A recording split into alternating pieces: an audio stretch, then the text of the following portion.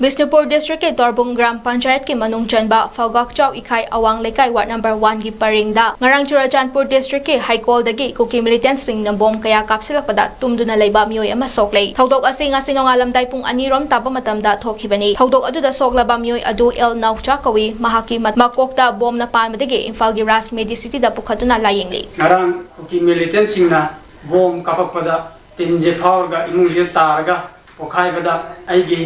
इयाम्बा माकी मसानुपा पोक्ता पानुना थोकपदगी Aruba फेमदा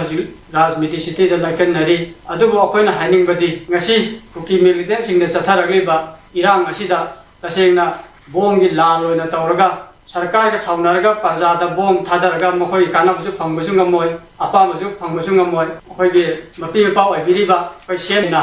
Imphal मयोंदा लेरगा एसीदा तुमगा अखोइ इरांग लेत्रे शांति ओइरे piece ओइरे हाइना लाउबुना दिकानारोय थोइबा crime असे अथुबा मतमदा मियंग चंबियु नत्रगदी प्रजागे civil वार हाइदो लागदी फिगम तारोय हाइना आइना हाइजनिंगी